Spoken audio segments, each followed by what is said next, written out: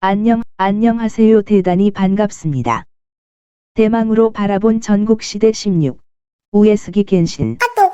일본 사극에서 등장하는 우에스기 겐신은 바른생활 사나이의 전형 같은 모습이지만 실제 그에겐 다혈질적인 모습도 있었다. 2. 우에스기 겐신 성급하다. 관동관령, 관동관령 이란 직함은 우에스기 겐신을 말할 때 빠지지 않는다. 세상은 이미 막부, 무로마치 막부에 대한 신뢰를 저버렸는데 우에스기 겐신은 이 겁대기뿐인 이름에 집착했다. 시대착오적인 복고주의자로 볼 수도 있겠지만 사정을 살펴보면 권위가 필요했던 것이라 어느 정도 이해할 수 있다. 수군과 덴노에 대한 끝없는 애정을 보여준 겐신에게 관동관령, 관동관령 은 자신의 정체성과 특유의 정신세계, 자신이 정이라는 를 증명하는 최고의 이름이었다. 32살이 되던 1562년 3월 16일, 우에스기 겐신은 관동관령에 취임한다. 당연히 취임식을 거행하는데 이 순간 꿈에 그리던 정당성과 권위를 획득한다.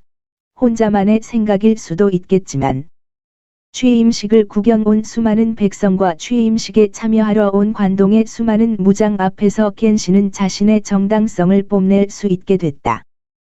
가마와 자루를 붉은색으로 도색한 우산, 주병산에 비색 양털로 만든 말한장까지 자신의 권위를 높일 수 있는 소품을 잔뜩 벼려놓은 채 우에스기 겐신은 인생의 하이라이트를 향해 달려가고 있었다. 그러다 문제가 터졌다. 나리타 나가야스, 성전장태가 말에서 내리지 않고 인사를 한 것이다. 다른 무장들은 모두 말에서 내려 인사를 하는데 말이다. 화가 난 겐신은 들고 있던 부채로 나가야스의 얼굴을 때렸고 나가야스는 분노해서 이게 무슨 개망신인가 그대로 병사들을 이끌고 돌아간다. 나가야스는 왜 말 위에서 겐신을 내려다봤을까? 나가야스 가문은 일본 고대 귀족 명문가인 후지와라 가문의 후예로 부리를 거슬러 올라가면 후지와라노 미치나가 등원 도장가 나온다. 후지와라 미치나가는 소군 앞에서도 마상에서 인사했다는 기록이 있을 정도로 나름 뼈대 있는 집안이었다. 소군 앞에서도 말 위에서 인사했던 가문인데 한낱 관동관령에게 인사하기 위해 말에서 내린다는 게 말이 되겠는가? 나가야스가 빠져나가자 몇몇 무장도 그를 쫓아 빠져나갔다. 문제는 애초 우에스기 겐신이 기대했던 효과는 다 사라졌다는 거다. 나가야스를 무시할 정도면 우리는 어떻게 되는 건가?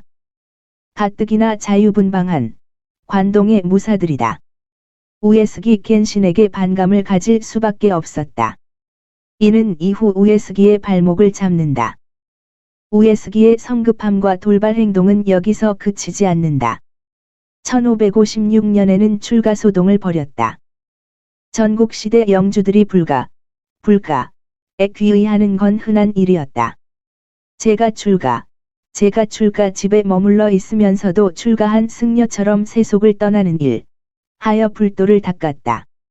이들이 불교를 숭상하고 불교의 교리를 따르는 건 정말 불도를 믿기 때문일 수도 있지만 불교 세력과 손을 잡기 위해서도 있었다. 생존을 위해 든든한 파트너를 찾았던 거다. 우에스기 겐신의 출가는 차원이 달랐다. 진짜 중이 되겠다며 고야산 진원종의 총본산에 들어가겠다고 나선 거다. 일설에는 히에이산, 비예산이라고도 한다. 제가 출가 따위 어정쩡한 출가가 아니라 속세의 모든 걸 버리고 중이 되겠다고 한 것이다. 한마디로 나 다이묘 안 할래 라는 선언이다. 이때가 1556년 6월이다. 왜 그랬던 걸까? 학자들의 주장은 크게 두 가지로 정리할 수 있다. 첫째, 다케다 신겐과의 거듭된 전투로 속세의 환멸을 느꼈다. 그 다케다 신겐과의 전쟁이 아닌가? 일진일퇴를 반복하며 아무런 소득 없이 하염없이 병력만 소모하고 있었으니 모든 게 귀찮아졌을 수 있다. 둘째, 거듭된 가신들의 반란. 믿었던 가신들이 계속해 불어난 움직임을 보였고 반란을 일으켰다.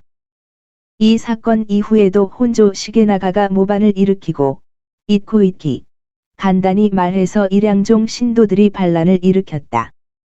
일국의 영주로서는 그것도 전투의 신이라 불리는 대영주가 생각하기 힘든 일이다. 그럼에도 우에스기 켄시는 실제로 그 일을 해냈다. 정치적 수인지 진짜 속내였는지는 모르겠지만 적어도 우에스기 켄신 정도 되는 인물을 했던 일이라고 보기엔 너무 없어 보인다. 출가소동은 가신들의 노력으로 무마된다. 이후에는 삼가 신하로서 불충한 마음을 품지 않겠음. 충성맹세문을 적어서 우에스기 켄신에게 올렸다. 가신들의 글을 받아든 우에스기 켄신은 그제야 출가소동을 접고 영주로 복귀한다. 그의 성격이 어떠했는지 느낌이 오지 않는가? 셋. 로맨티스트. 성급하고 다혈질적인 성격을 가진 우에스기 켄신이지만 사생활에 있어서는 지극히 섬세했다.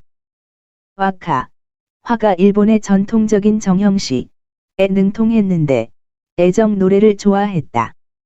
겐지모노카타리, 원시물어를 비롯한 연애물을 즐겨 읽었다고 한다. 겐지모노카타리는 일본에서 세계 최초의 소설이라고 자랑하는 작품으로 귀공자, 덴노 아드림, 히카루 겐지가 이 사람 저 사람을 꼬시는 내용이다. 숙모, 사촌 누나, 친구 애인 등 나이, 성별을 가리지 않고 모든 이와 사랑을 나눈다. 이와 함께 당시 생활상, 궁중생활 같은 고급 문화과 전통 예능, 의식주를 포함한 생활 문화를 세세하게 보여준다. 믿기지 않겠지만 전쟁의 신이라 불리는 우에스기 켄신은 연애물을 좋아했다. 이 때문에 우에스기 켄신의 성별에 대한 의문이 나온 거다. 연애물을 좋아하고 필체 또한 섬세하다.